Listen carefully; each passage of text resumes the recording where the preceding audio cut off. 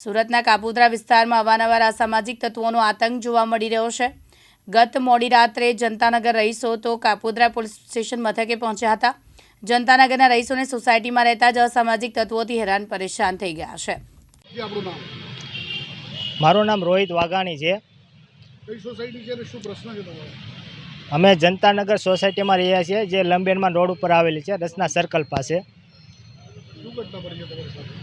ઘટના કાલે નહીં જેવી બાબતમાં કારણ વગર બોલાવીને ફોન કરીને બોલાવેલ। મને એમ થયું કે કામ હશે તો હું ત્યાં ગયો તો કેમ મકાન ખાલી કરાવશે એમ કરીને ભાડું વાતે સીધી મારઝૂડ કરીને ગાળાગાળી કરેલી। કોણ છે મારો?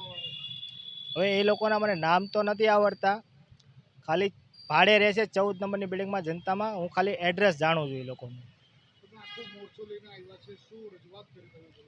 બસ અમે એ પ્રમુખ પદે હું છું સોસાયટીના, તો મારી રજૂઆત એટલી જ છે કે જો મારી સાથે આ ઘટના થઈ શકતી હોય જિમ્મેદાર વ્યક્તિ ઉપર, તો આમ પબ્લિકનું શું?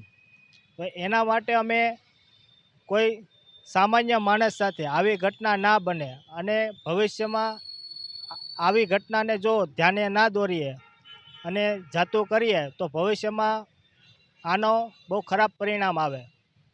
પોલીસે શું આશ્વાસન આપ્યું તમને? પોલીસે અમને એવું આશ્વાસન આપ્યું છે અમે પૂરતી કાયદાકીય પૂરેપૂરી કાર્યવાહી કરશું।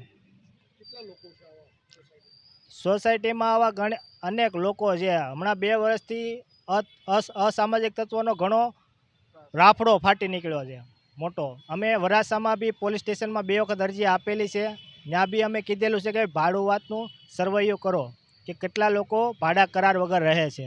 કાનાભાઈ મેર, દિવ્યાંગ ન્યૂઝ।